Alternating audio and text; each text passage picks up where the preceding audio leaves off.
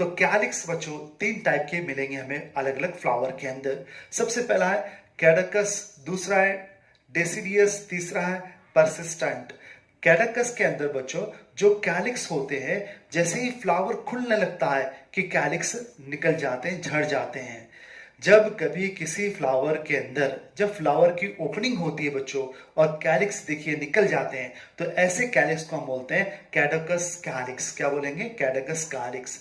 ऐसे मिलेंगे हमको एर्गेमोन पॉपी के अंदर। दूसरा हमारे पास में डेसिडियस।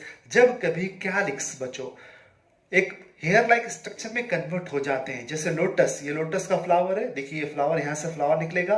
कैलिक्स कैसे हो गए? हेयर लाइक स्ट्रक्चर में कन्वर्ट हो गए। जब कैलिक्स हेयर लाइक स्ट्रक्चर में कन्वर्ट हो जाते हैं, उसको हम डेसिडियस बोलते हैं, जो कि लोटस और मस्टर्ड के अंदर पाया जाएगा। तीसरा जो है परसिस्टेंट, मतलब हमेशा रहने वाला। परसिस्टेंट मतलब हमेशा रहने वाला। जैसे आप देखिए ब्रिंजाल है ना, ब्रिंजाल के ऊपर फ्रूट बने तक ये कैलिक्स वैसे के वैसे ही रहते हैं। तो जो कैलिक्स फ्रूट बनने तक रहते हैं उसको हम बोलते हैं परसिस्टेंट। एग्जाम्पल ब्रिंजल और पी होता है। तो ये था कैलिक्स के बारे में, जो कि आउटरमोस्ट पहला ओरल है। अब हम दूसरा सेकंड ओरल के बारे में जानते हैं, जिसका नाम है करोला। करोला रिप्रेजेंट किया जाएगा फ्लोरल फॉर्मूला में सी से।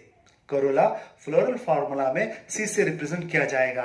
बच्चे देखिए मैं आपको बताता हूं, करोला करोला सबसे इंपॉर्टेंट पार्ट होता है फ्लावर का, जो हमें अट्रैक्ट करता है। ये जो रंगी बिरंगी आपको सॉफ्ट फ्राजाइल पत्तियां आपको दिखती है फ्लावर के, उन सारी पत्तियों को मिलाकर हम बोलते हैं करोला।